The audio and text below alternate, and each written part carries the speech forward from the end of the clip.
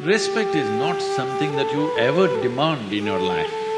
You can only earn it. It doesn't matter whether it's parents or teachers or spiritual teachers, political leaders, or God himself came down and he said something stupid. You must be able to question him. When you have such a responsibility, you have to ensure that truth is the only authority. Authority is not the truth.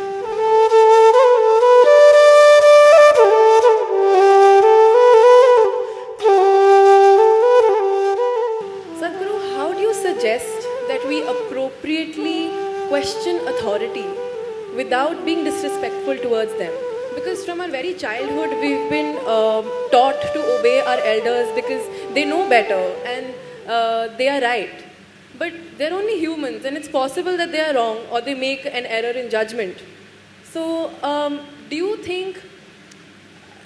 So, I'm not talking just in context of parents. It could be political leaders, scientists, experts. May also. Spiritual leaders as well. How do we question them to look beyond their traditional paradigm? Just the way you're doing it right now. Without being disrespectful. I understand, but it is possible that they take it as challenging their authority. Respect is not something that you ever demand in your life. Please don't ever do such a vulgarity that you demand respect. You can only earn it. You cannot demand it. The moment you demand it, it becomes vulgar. Yes or no? So you stand one step higher than somebody and you demand respect. Or the only stupid thing that you did is you came here a few years earlier than someone else and you demand that I'm senior. It must be happening in the college also. 1 year senior I am, you better respect me. Just 1 year ahead I joined the college and now I'm senior, okay?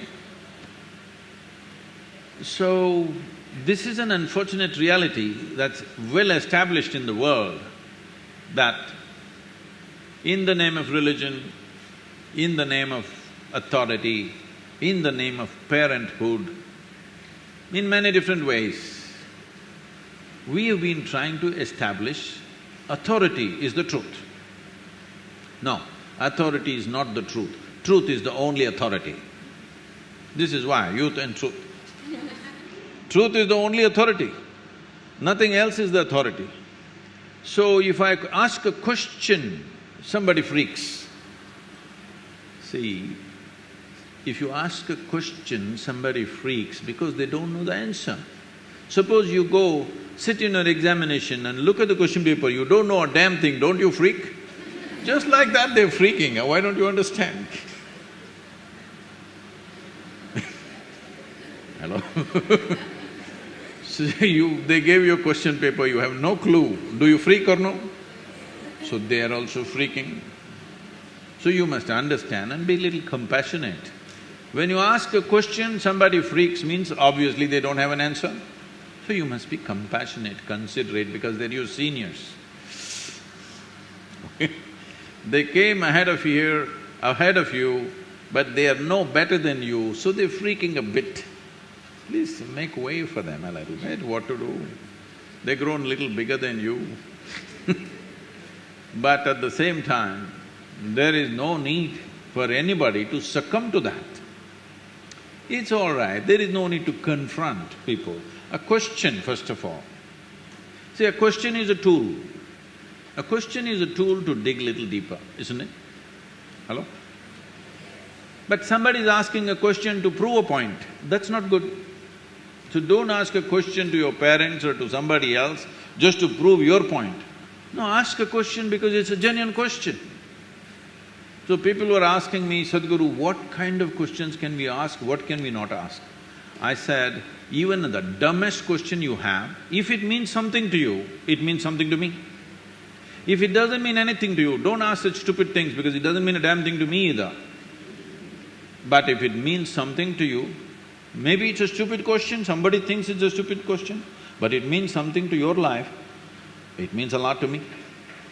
So, please make sure your questions are genuine, whether you ask a parent or a political leader or a spiritual leader, it doesn't matter who the hell you ask a question. When you ask a question, you must understand the purpose of asking a question is to expand yourself from what you know to enter a territory where you do not know something. That's the idea of asking a question.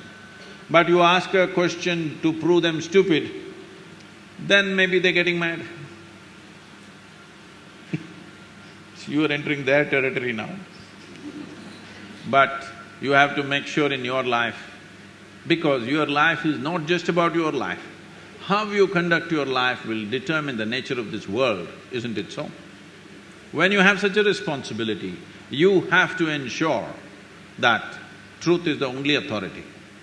Authority is not the truth. It doesn't matter whether it's parents or teachers or spiritual teachers, political leaders, or God himself came down and he said something stupid. You must be able to question him. That is the nature of this culture. See, even when those entities which we considered divine came, in India all we did is ask questions, endless questions. When Shiva came, his wife Parvati freaks him with 1,000,000 questions. When Krishna came, Arjuna asked 1,000 questions, questions and questions and questions. I must tell you this. We were trekking in Tibet, a group of people, almost from 42 different countries. So an Indian man who settled in United States wanted to ask a question. I said, "You can ask questions." Immediately he raised his hand and he stood up. He asked a question which lasted over 8 minutes and it was going on. I said, "See, this is too long a question." Then I told the others, because they were all looking like this, because they're from different nations, they can't understand this question. I said, "See, this is a very Indian question."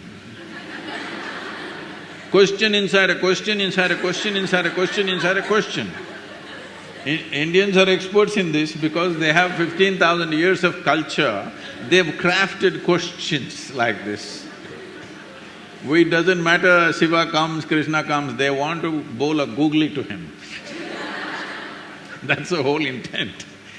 So I said, "See, this is an Indian question," and I tried to explain to them what is an Indian mind and why it asks such questions. So much of culture. Then one Chinese lady, she said, "Sadhguru, I was working at the United Nations, even there only Indians ask questions." We never ask questions, only the Indians were asking questions all the time. I said, "That is India."